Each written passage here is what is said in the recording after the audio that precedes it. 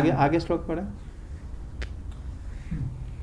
जब तामसी बुद्धि वाले राजा अधर्म से अपना पेट पालने लगते हैं, तब ये ही सत्व गुण को स्वीकार कर ऐश्वर्य, सत्य, ऋत, दया और यश प्रकट करते और संसार के कल्याण के लिए युग युग में अनेकों अवतार धारण करते हैं।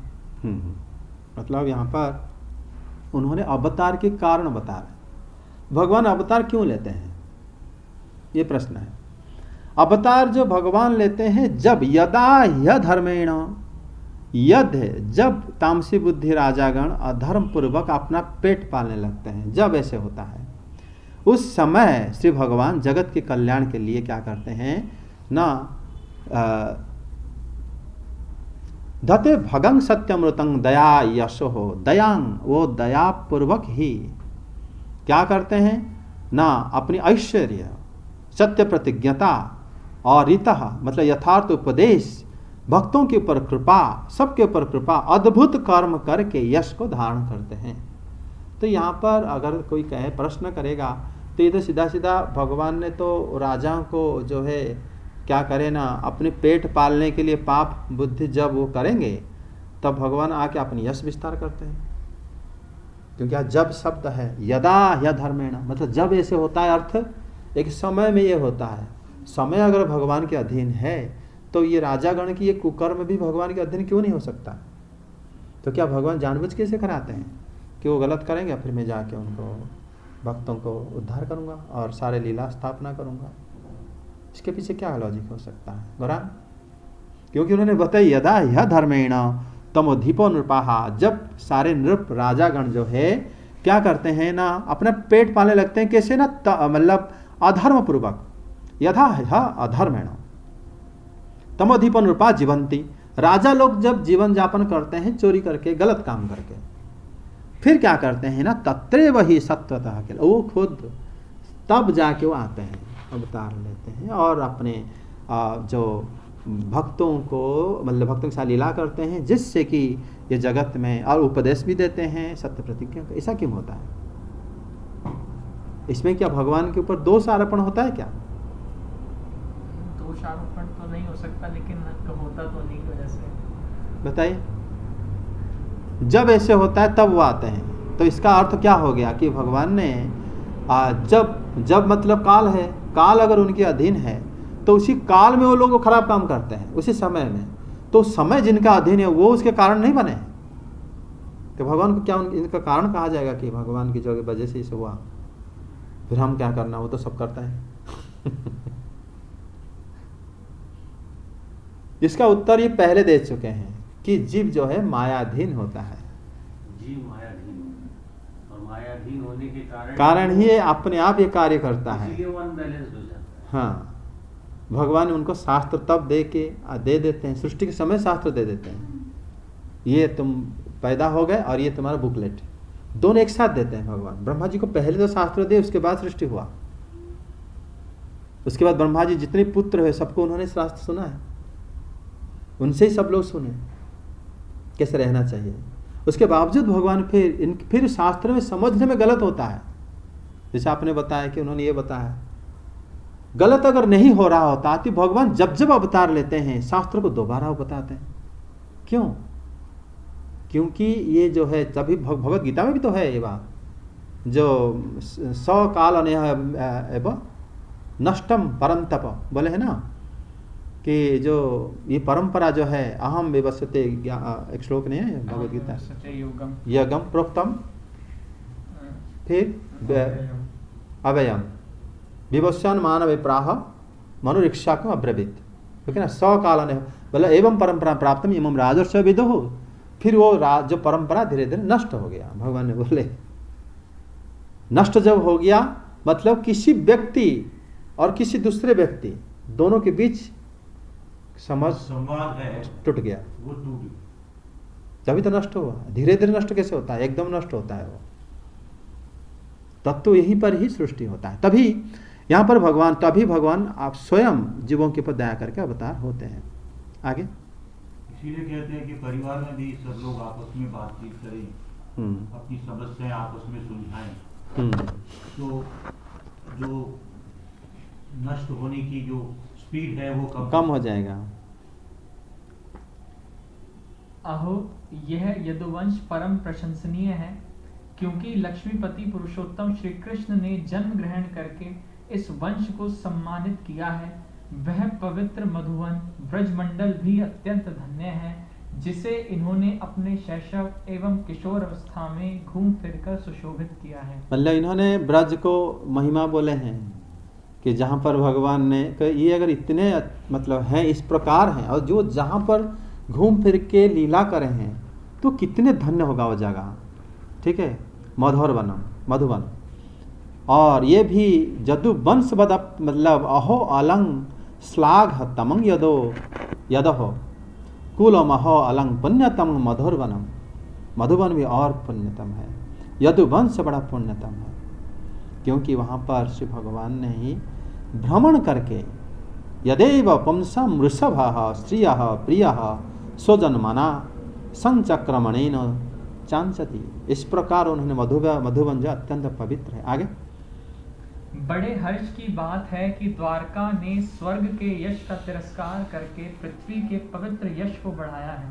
क्यों ना हो वहाँ की प्रजा अपने स्वामी भगवान श्री कृष्ण को, जो बड़े प्रेम से मंद मंद मुस्कुराते हुए उन्हें कृपा दृष्टि से देखते हैं, निरंतर निहारती रहती है। मतलब अहोबत इस श्लोक में सबसे इंपॉर्टेंट बात है पश्यन्ते नित्यं यद अनुग्रह सीतम। उन्होंने बताया कि ये नित्य उनको दर्शन करते हैं। समझे, नित्यं पश्यन्ति मतलब द्वारका धाम नित्य है, और श्री कृष्ण को उनके भक्त लोग नित्य दर्शन करते हैं। मतलब अभी भी दर्शन कर रहे होंगे, अब भी, कल भी करेंगे, पल भी करते थे, जो दुनिया नहीं था तब भी वो करते थे। नित्यं शब्द तो तभी अप्रोप्रिएट होगा, जानते नहीं तो नित्यम कैसे कहेंगे। हमेशा उनको देखते हैं, मतलब हमेशा देखते हैं। जब ये सृष्टि ही नहीं था तो द्वारका नगरी थी, तब भी भगवान को लोग प्रत्येक दिन देखते थे, नित्यम हमेशा। दूसरा, ये स्वर्ग, यह बताते हैं कि ये जो है स्वर्ग से भी अहोबत स्वर्य सशक्ति रस करी। ये स्वर्ग को मतलब यश को भी तिरस्कृत करने वाला है। ये बड़े आश्चर्य की बात, अहोबत आश्चर्य बात है, क्योंकि स्वर्ग, कितने स्वर्ग हैं हमारे यहाँ पे ब्रह्मांड में? 6 स्वर्ग हैं, है कि नहीं? कौन सा कौन सा? ब्रह्मलोक से स्टार्ट कर रहे हो। पहले कौन सा लोग आता है? पहले स्वर्ग ही आता था। महा जन तपा, फिर ब्रह्मलोक, उससे पहले सत्यलोक, स्वर्गलोक भी आता है। स्वर्गलोक भी है, और इनको भी स्वर्ग- कैलाश पर, कैलाश तो स्वर्गलोक से परे हो जाता है ना, वो स्वर्ग के अधीन नहीं होता, वो शिव धाम हो गया ना। ब्रह्मलोक स्वर्ग के अंदर आता। मतलब ये सारे स्वर्ग की यश को तिरस्कार करने वाली है। क्यों तिरस्कार करने वाली है? क्यों, क्या उसमें क्या कमी है, इसमें क्या ज़्यादा है? ज़्यादा ये है श्री हरि यहाँ विराजमान करते हैं। पहला कहेंगे श्री हरि विराजमान करते हैं वहाँ पर, सूर्य विराजमान करते हैं, इंद्र विराजमान करते हैं वहाँ, ऐसे ऐसे है। बोले नहीं, एक और विशेषता ये है कि वो लोग सब यहाँ आते हैं, ये कहीं नहीं जाते। जब भगवान मतलब प्रकट लीला करते हैं, जो देख सकते हैं लोग, अभी भी लीला है लेकिन अप्रकट लीला है। वो प्रकट लीला में जो है सूर्यदेव आते थे, अपनी पुत्री की शादी कराने आ गए। उनकी पुत्री जिद करी मुझे उन्हीं से शादी करनी है, तो वो तपस्या करने बैठ गई। तब उनके पिता बोले कि ठीक है, तुम एक काम करो, वृंदावन तपस्या मत करो, तुम दिल्ली मतलब यहाँ पर करो, हस्तिनापुर वाला रोड में। वहाँ पर जब भगवान आएंगे तो वहाँ अर्जुन जी के साथ तुम जा सकते हो, ब्रज में मत जाओ। तो सूर्य भगवान ने उनको बता दिए, तो उन्होंने आए, तो वहाँ पर कालिंदी सूर्यदेव आए। जब श्री हरि उनको लेके आए तब फिर युधिष्ठिर महाराज और देवी कुंती आदि बोले कौन है सुंदर देवती? बोले ये सूर्य की पुत्री है और ये शादी करने के लिए आई है श्री हरि से। तो उनको सब लोग रखे, फिर वहाँ पर द्वारका गए, द्वारका के राजा युधिष्ठिर भेजे, फिर भगवान श्री हरि द्वारका में जाके शादी करे थे उनको, क्योंकि उनके पिता माता देखेंगे शादी के मतलब अपनी पुत्र की। ये भगवान लीला करते, वो तो दसम स्कंद में ये बात आएगी। और देखो जब वो आए तब सूर्यदेव आए द्वारका नगरी, अपनी पुत्री के रिश्ता ठीक कर, मतलब ये पापा कन्यादान करेंगे, वो आए। जब इंद्र जी, जब श्री ब्रह्मा जी कभी कभी मिलने आते हैं, भगवान शंकर जी आते हैं, तो द्वारका नगरी आए देखते हैं, आए दिन तो देवता आते रहते हैं यहाँ पे। तब भगवान को इसीलिए उनकी द्वारपाल जो है, मतलब श्री हरि के नगर की पहले वो उनका इतना शक्ति हो जाता था, वो देवताओं को बोलते हैं कि कोलाहल मत करो, वहाँ बैठो चुप। पहले वो देवताओं को भी उस चुप, क्योंकि रूप गोस्वामी पाद ये बात वर्णन करे हैं उस जल नीलमणि में, कि देवताओं के लिए वो कोलाहल शब्द भी वर्णन करें कि वो देवताओं को बोले कि आप चुपचाप बैठो यहाँ पे, हल्ला जुल्ला नहीं। जब भगवान जब कहेंगे मैं आपको एक एक करके छोड़ूंगा, तो सोचो अगर देवताओं की हाल ऐसा है, तो ये अहोबत स्वर्यसह, ये शब्द अप्रोप्रिएट है जो ये लोग बोले हैं कि देवता जो स्वर्ग नगर, स्वर्ग से द्वारका नगरी की जो महिमा उससे ज्यादा है, बहुत ऊपर है, समझे। हाँ आगे। सखी, जिनका इन्होंने पानी ग्रहण किया है, उन स्त्रियों ने अवश्य ही व्रत, स्नान, हवन आदि के द्वारा इन परमात्मा की आराधना की होगी, क्योंकि वे बार बार इनकी इस अधर सुधा का पान करती हैं, जिसके स्मरण मात्र से ही व्रजबालाएं आनंद से मूर्छित हो जाया करती हैं। ये श्लोक थोड़ा मतलब अलग टाइप का श्लोक है, समझना डिफिकल्ट है, क्योंकि इस श्लोक में बता रहे हैं कि हे सखी, अन्यूनं व्रत स्नान हृत दीनेश्वर समर्चितो ह्यस्यः गृहीत पाणादि भी बता दिए कि वो लोग जो है न्यूनं व्रत स्नान हृता दीन ईश्वर, वो बता दे कि ये लोग या तो मतलब निश्चित रूप से न्यूनं व्रत करे होंगे, सारे तीर्थों में स्नान करे होंगे, होम आदि करे होंगे, ईश्वर आराधना करे होंगे आदि बता दिए, जरूर करे होंगे। इसको ध्यान रखना कि वो बोले कि जरूर करे होंगे, ठीक है, अच्छी तरह करे होंगे, क्योंकि श्री हरि इनके अधरा अमृत का पान करती हैं। अगर भगवान उनके अधरा अमृत पान, क्योंकि भगवान उनके पति हो गए, पति होने से पत्नी जो है अधरा अमृत पान करेगी, तो ये जो रस, मधुर रस उनको प्राप्त हुआ, निश्चित रूप से करे होंगे। इसका उल्टा चलते हैं, क्या कोई अगर सारे तीर्थों में स्नान करके आ जाओ, सारे जाके होम आदि क्रिया करो, या आप जाके सारे व्रत को करो और जाके ईश्वर को आराधना करो, क्या आप श्री भगवान की कोई अगर कोई कन्या से करती है, क्या श्री भगवान से शादी करेंगे? अगर उल्टा वाला गलत हो रहा है, क्योंकि एकादश स्कंद में भी श्लोक को ये नलिफाई कर रहा है। एकादश स्कंद में भगवान बताते हैं कि मुझे किसी भी व्रत, किसी तीर्थ मतलब स्थान या किसी होम, किसी आराधना से मुझे प्राप्त नहीं कर सकते, तो यहाँ पर कह रहे जरूर करे होंगे, क्योंकि इनके पास और कोई तर्क ही नहीं था। इन्होंने इनका जो है सौभाग्य की वर्णन करते समय उनकी था नहीं पाया कि इनका सौभाग्य हम कैसे वर्णन करें, ये तो करे होंगे ही, ये कि तुच्छ अर्थ में बोल दिए, बोले नहीं कि वो करने से उनको मिलेगा, कि भाव को समझो। उन्होंने बोले कि न्यूनं व्रत स्नान हृता दिनेश्वरे समर्चित ह्यस्य गृहीत पाणिदि, मतलब ये तो होगा ही ऐसे, वो तो करे होंगे, मतलब कितने सारे करे होंगे पता भी नहीं होगा, कितने करे होंगे, वो तो होंगे ही, क्योंकि वो अच्छा काम है, वो तो करा होगा ही होगा। हो सकता है भगवान तो कहते हैं ऐसा करने से मुझे मिलते नहीं, मतलब ये अपोजिट वाला इसका करेक्ट नहीं है श्लोक का, ये वाला करेक्ट है, मतलब समझ रहे हो ना। भले इसका जो मैथ में होता है ना कि डबल इम्प्लीकेशन में एक हाइपोथेसिस होता है और एक क्या होता है उसका अपोजिट वाला जो कंक्लूजन पार्ट होता है, वो दोनों, इसमें एक पार्ट करेक्ट है, दूसरे वाला गलत है। ये करने से भगवान नहीं मिलेंगे, लेकिन भगवान मिल नहीं, जरूर करे होंगे।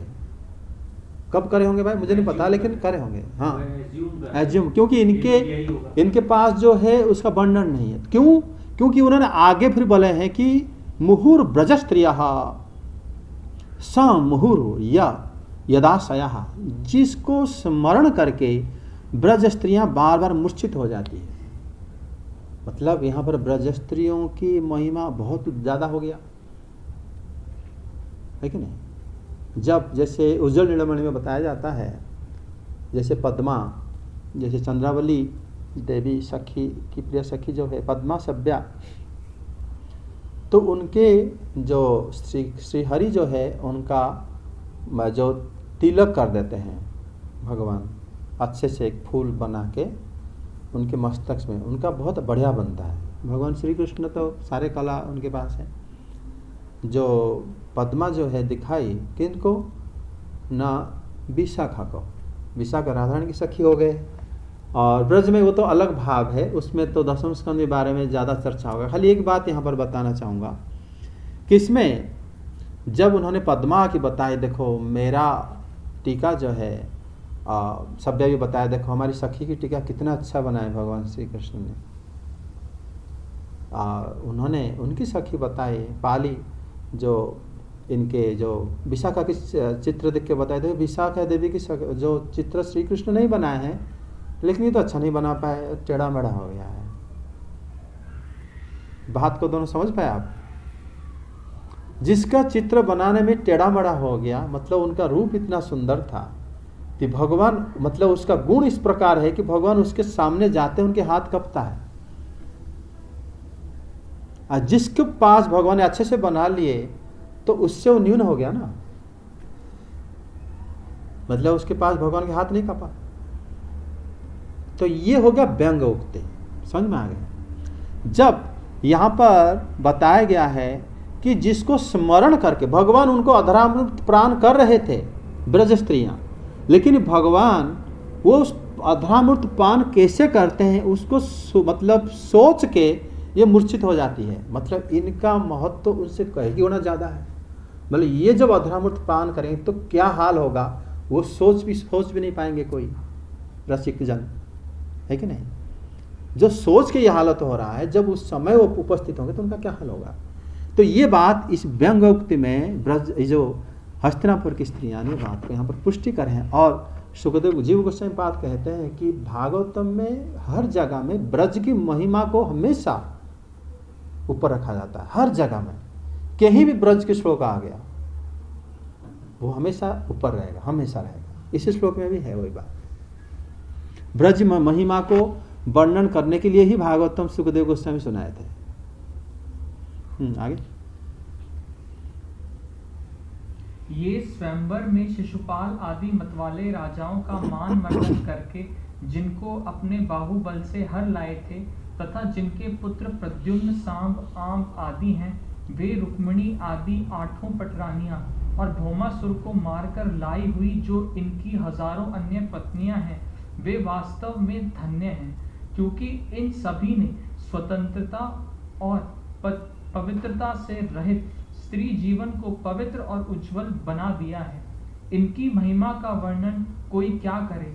इनके स्वामी साक्षात कमलनयन भगवान श्री कृष्ण हैं, जो नाना प्रकार की प्रिय चेष्टाओं तथा पारिजात आदि प्रिय वस्तुओं की भेंट से इनके हृदय में प्रेम एवं आनंद की अभिवृद्धि करते हुए कभी एक क्षण के लिए भी इन्हें छोड़कर दूसरी जगह नहीं जाते।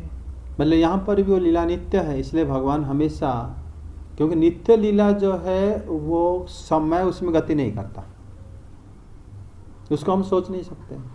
वर्तमान रहेगा,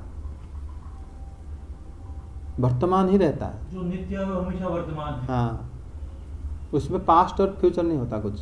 तो उसको समझना हमारी बुद्धि के बस में, क्योंकि हम काल को अपनी बुद्धि में नहीं ला सकते मन में, तो इसीलिए उसको हम समझेंगे कैसे।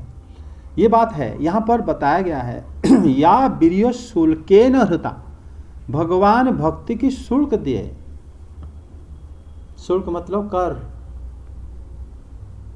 आप गाड़ी चला रहे हो, टैक्स देते हो ना, है ना, हम देते हैं गवर्नमेंट को, क्योंकि हम चला रहे हैं, आराम मिल रहा है हमें रोड में, तो पैसा लो।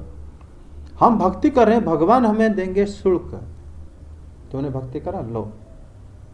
ये बात ये बता रहे हैं, या वीर्य शुल्के न हृता स्वयंवरे, नहीं तो भगवान ने स्वयं उनको वहां से कैसे हरण करे। किनको? देवी रुक्मिणी को, 16,108 रानियों को, उनकी हर इच्छा पूरी करे। उनको मतलब प्रद्युम्न देव जैसे पुत्र रत्न दिए। प्रद्युम्न जी कौन है? स्वयं भगवान की एक विस्तार है, वो देवी रुक्मिणी के पुत्र बने। तो इस प्रकार जो भगवान ने उनको मूल्य चुका है। ये सारे रानियां कह रहे हैं कि भगवान भक्त का शुल्क भी दे देते हैं। ये लोग इतना भक्ति करे थे तो भगवान उनको एक तो विवाह भी करे, अपनी महल में हमेशा उनके साथ रहे और उनका जो जो वस्तु प्रिय है सब दिए उनको। ये वीर शुल्क भगवान ने उनको प्रदान करे थे।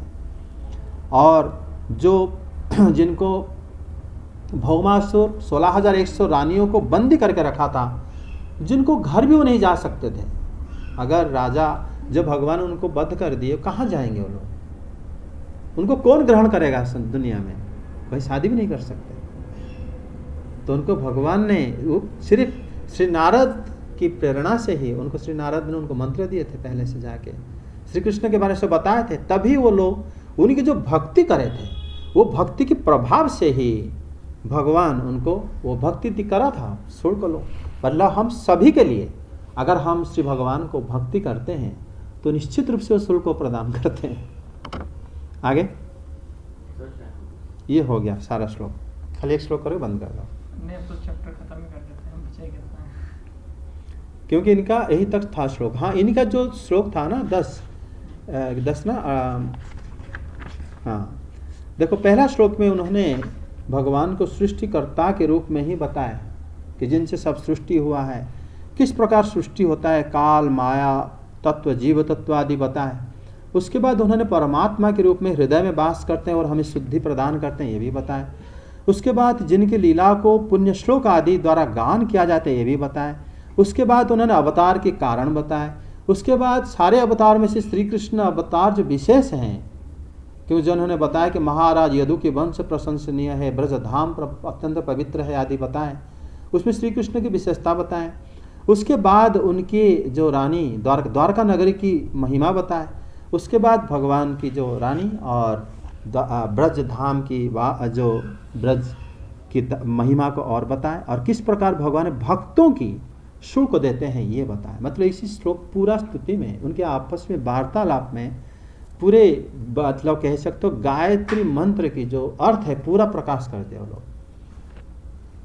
आगे हस्तिनापुर की स्त्रियां इस प्रकार बातचीत कर ही रही थी कि भगवान श्री कृष्ण मंद मुस्कान और प्रेम पूर्ण चितवन से उनका अभिनंदन करते हुए वहां से विदा हो गए। भगवान वहां पर प्रेम मुस्कान दिए उनको। क्यों मुस्कान दिए? क्योंकि पहली बात तो वो ये जान लिए थे कि भगवान भक्तों की मतलब शुल्क प्रदान करते हैं। क्या हम लोग क्या भक्त हैं, क्या हमें कुछ देंगे वो? तभी भगवान उनको मुस्कुरा दिए उनको मुस्कुराना ही दे दिया, उनको प्रदान कर दिया ताकि उनके हृदय में वो वास कर जाए। तभी भगवान, क्योंकि श्री भागवत में कोई भी शब्द निरर्थक नहीं होता। उसके बाद उन्होंने उनके भाव को भगवान ने ग्रहण कर लिया, ग्रहण करके उनको शुल्क दे दिए। आगे अजात शत्रु युधिष्ठिर ने भगवान श्री कृष्ण की रक्षा के लिए हाथी, घोड़े, रथ और पैदल सेना उनके साथ कर दी। उन्हें स्नेहवश यह शंका हो आई थी कि कहीं रास्ते में शत्रु इन पर आक्रमण न कर दे। देखो यहाँ पर उन्होंने अजात शत्रु पृतनांग गोपिथाश्च मध्य दिशा, दो विरोधात्मक शब्द है। अजात शत्रु युधिष्ठिर है, जिसका कोई शत्रु नहीं है। वो सोचते हैं कि कोई शत्रु तो नहीं आ जाएगा श्री कृष्ण के पास। तो जो अजात शत्रु स्वयं है उसके मन में बुद्धि आया कैसे शत्रु? दूसरी बात, मधु दिशा किसके लिए? जब जो मधु असुर को बद्ध करें। मधु असुर मतलब मधुसूदन भगवान को कहा जाता है। पूरा दुनिया ब्रह्मांड में जो मेदिनी बना है, मधु दैत्य की बस्ती है, ये मेदा है। तो जो पूरी दुनिया को बनाने के लिए इतने बड़े दैत्य को संहार कर सकते हैं, उनकी सुरक्षा के लिए ये चुन्नू मुन्नू लोगों को बारे में ये सोच रहे हैं। ये सोचना ही योग माया की लीला है कि योग माया ये दर्शा रही थी कि किस प्रकार भक्त भगवान के लिए कैसे भक्ति करता है। ये भाव के व्यतीत और कोई भाव नहीं था कि युधिष्ठिर महाराज सोचें कि उनका श्री हरि जा रहे हैं तो उनको कोई प्रॉब्लम तो नहीं होगा, रास्ते में कोई शत्रु वगैरह अटक तो नहीं कर लेगा। ये भाव था। आगे सुदृढ़ प्रेम के कारण कुरुवंशी पांडव भगवान के साथ बहुत दूर तक चले गए। वे लोग उस समय भावी विरह से व्याकुल हो रहे थे। भगवान श्री कृष्ण ने उन्हें बहुत आग्रह करके विदा किया और सात्यकी, उद्धव आदि प्रेमी मित्रों के साथ द्वारका की यात्रा की। हाँ, ये वाला श्लोक थोड़ा मुश्किल है। अच्छा, ऊपर वाला हो गया शंका, हाँ ठीक है। हाँ, ये श्लोक मुश्किल ये है कि इन्होंने भी अनुवाद में ठीक थोड़ा सा, अनुवाद में वही अर्थ आ जाता है ना, इसलिए अनुवाद इसी को लिख दिया सीधा सीधा। मतलब देखो इस श्लोक में है कि भगवान ने क्या करे ना, उनके जो पांडववंशी जो क्या उनको काफ़ी जो अत्यंत व्याकुल, विरह से व्याकुल थे स्निग्ध और कुरुवंशियों को भगवान ने क्या करे, अत्यंत समझा के भेज दिए हैं, आग्रह करके विदा किया, बहुत आग्रह करके विदा किया और सात्विक ये बात जो है भगवान को पाने के लिए उनके विरह सहा नहीं जाएगा, तभी उनके पीछे पीछे थे वो, है ना। आजकल की दुनिया छोड़ दो, जो भगवान के पीछे पीछे क्यों गए थे बोलो इतने दूर तक, यहाँ बताया गया अथो दुराग छानु गतान छोरी, बहुत दूर तक वो लोग आ गए थे चल के। तो अगर बहुत दूर तक चल के आ गए थे तो उसी समय उन्होंने भगवान को विच्छेद सह नहीं पाएंगे, तभी तो आए थे। फिर भगवान उनको क्या समझा दिए कि ये लोग वापस आ गए और वो लोग चले गए उनके साथ। ऐसे कैसे हो सकता है कि भगवान के बिना वो लोग वापस आ जाएंगे? क्योंकि भगवान अपने भक्तों को तो कभी ऐसे निराश करके वापस नहीं देते। ऊपर बताया गया कि वीर शुल्क है ना, वो सब भक्तों का अपने शुल्क को बराबर दे देते हैं।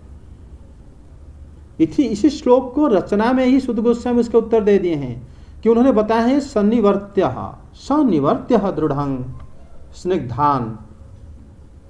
सनिवर्त्य शब्द का जो सम है, स है, वहां पर एक उपसर्ग है सा।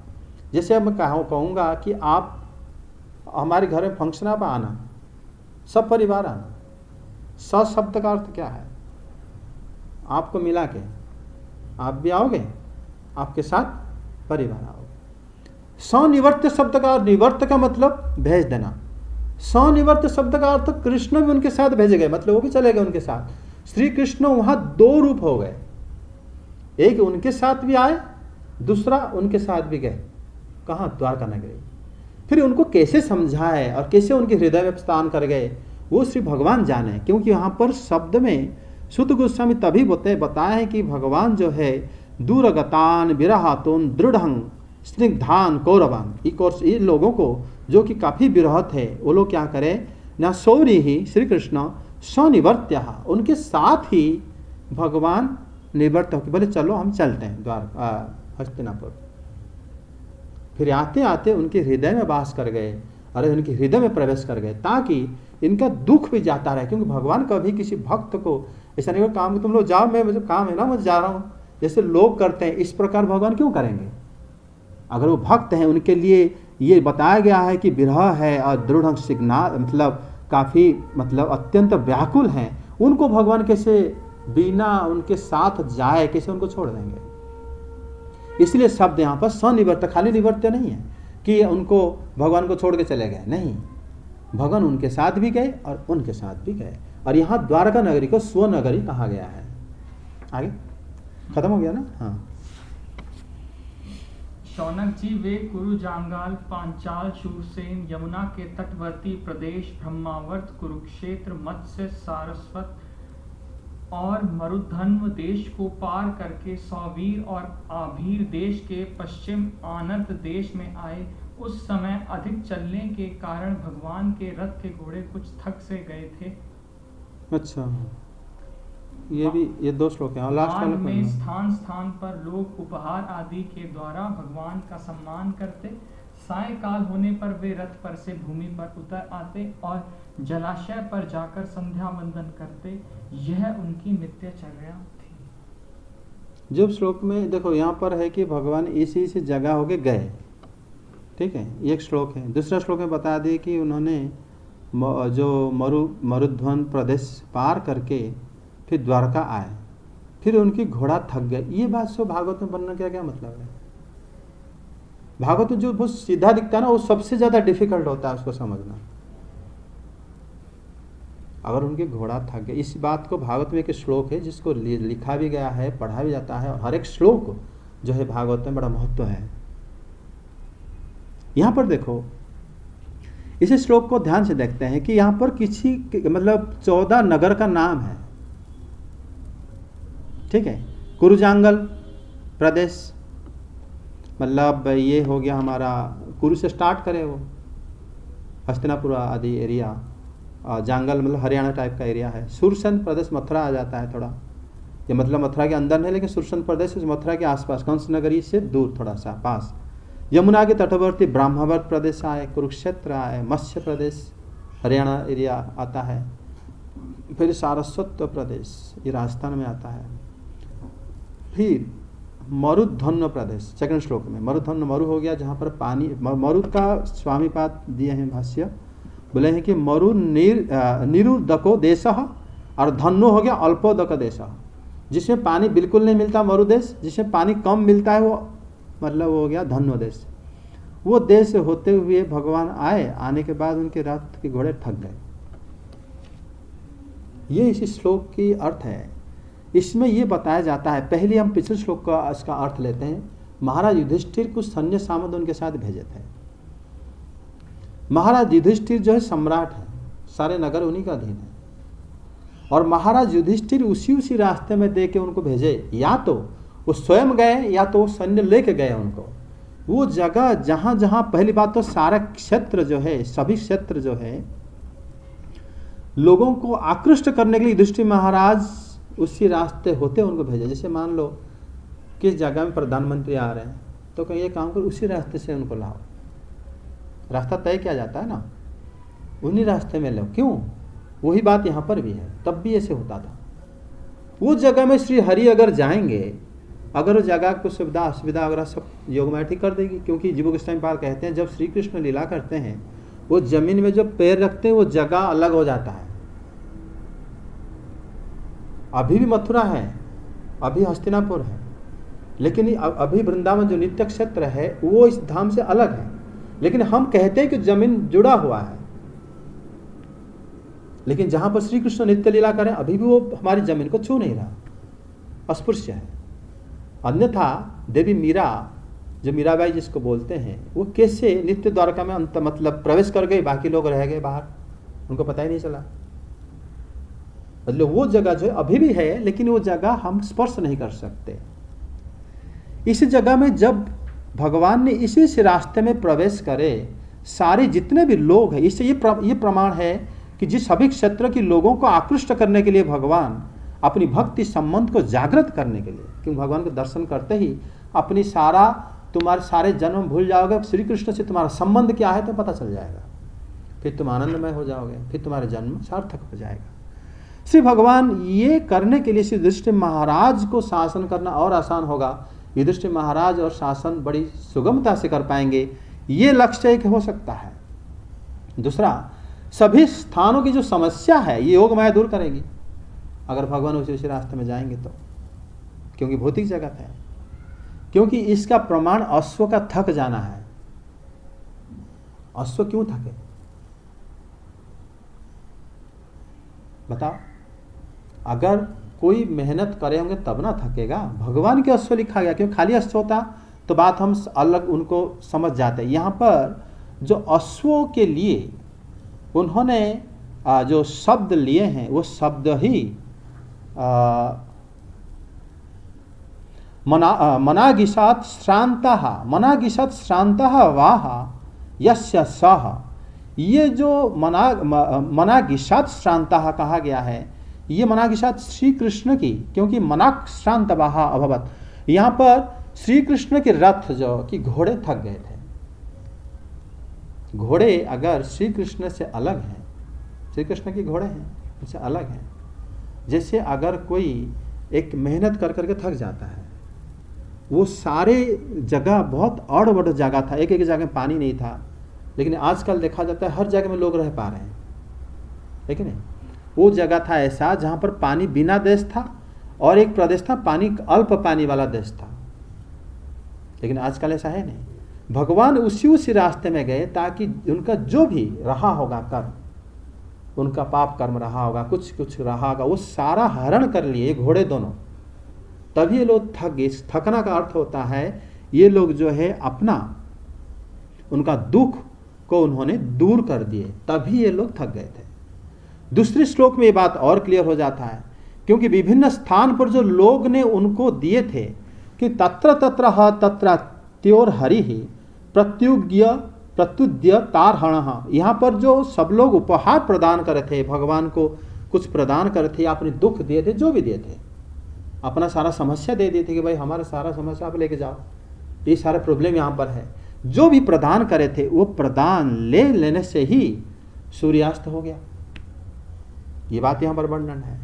सूर्य अस्त होना, कोई थक जाना, ये बात को अगर व्याकरण में आप ढूंढोगे यही अर्थ आएगा। साहित्यकार ऐसे लिखते हैं कि इसमें ये पता चलता है कोई काम जो है पूरा हुआ है, जो कुछ मतलब अघटन था जिसको टल गया है, तभी उसके बाद, क्योंकि यहाँ पर सूर्यास्त के लिए शब्द लिखा गया है, वो शब्द है क्या ने तत्र हरि सायं पश्चात, जो सायं आया उनके पास उसी समय बताया गया है कि स्वर्गस्थ सूर्य गा पविष्ट मतलब गा विष्ट गाम गतः, स्वर्ग में उपस्थित जो सूर्य था वो चला गया तुरंत पानी के अंदर, ऐसे बताया गया है।